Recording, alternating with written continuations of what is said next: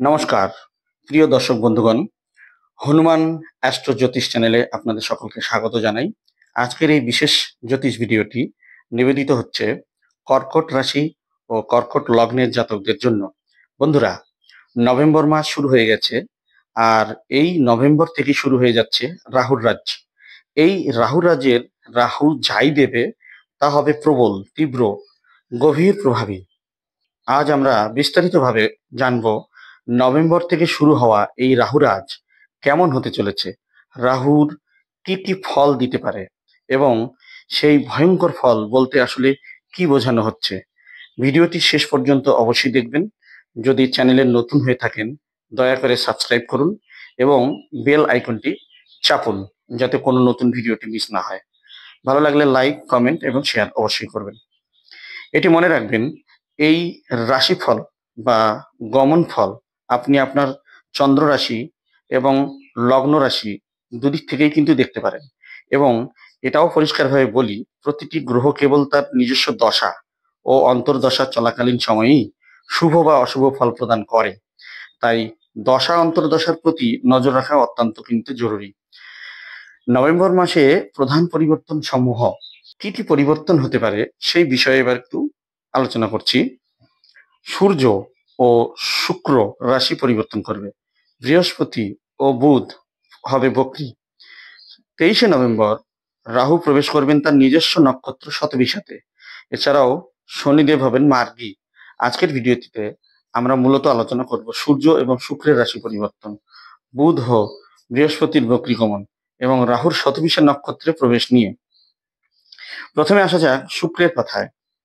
2রা November শুক্র প্রবেশ করবেন আপনার চতুর্থ ভাবের তুলা রাশিতে এবং এটি তার নিজ রাশি হওয়ায় অত্যন্ত শুভ ফল প্রদান করবে। এই সময়ে আপনি বিলাসিতা, আরাম, সম্পত্তি, যানবাহন, বাড়ি কেনা ইত্যাদি বিষয়ে ভালো সাফল্য পাবেন। শুক্র শুক্র চতুর্থ ভাবের অধিপতি এবং একাদশ ভাবেরও অধিপতি, তাই জমি, কৃষি বা পারিবারিক সম্পত্তি থেকেও অর্থ লাভের সম্ভাবনা কিন্তু রয়েছে। শুক্রের শুভ প্রভাব বাড়াতে রূপার আঙ্গুলিতে ওপাল পরিধান করতে পারেন, সক্ষম হলে হীরাও ধারণ করতে পারেন। এরপর আসা যাক বুধের দিকে। 9ই নভেম্বর বুধ বক্রী হবেন বৃশ্চিক রাশিতে, অর্থাৎ আপনার পঞ্চম ভাবের মধ্যে। 23শে নভেম্বর তিনি পুনরায় ফিরে আসবেন তুলা রাশিতে, অর্থাৎ চতুর্থ ভাব।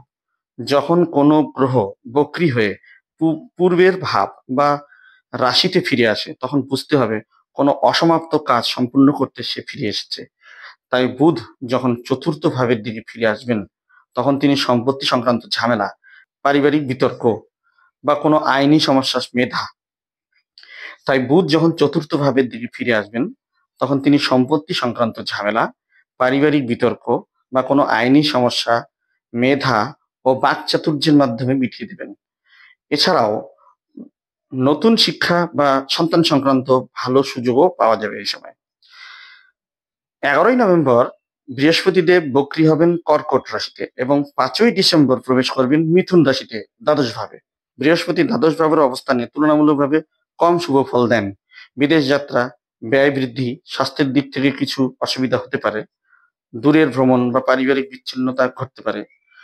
কারণ মিথুন বৃহস্পতির শত্রু রাশি, তাই এই সময়ে সতর্কতা প্রয়োজন।